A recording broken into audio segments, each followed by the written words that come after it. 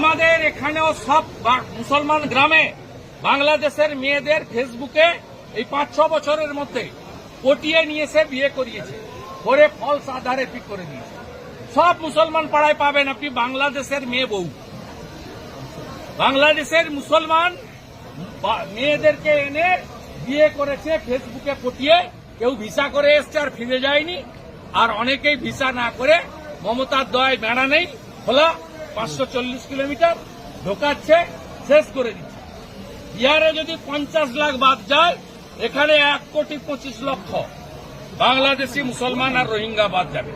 আর সব হিন্দুদেরকে আমি অ্যাসিওর করছি, ভারতীয় হিন্দু মুসলমানকে অ্যাসিওর করছি, আর ধর্মীয় কারণে বাংলাদেশ থেকে আসা হিন্দুদের অ্যাসিওর করছি, একটা কারোরও কোনো অসুবিধা হলে উপরে মোদিজি যদি গ্যারান্টার থাকেন, এই রাজ্যের এলওপিও একটা ছোটখাটো গ্যারান্টার।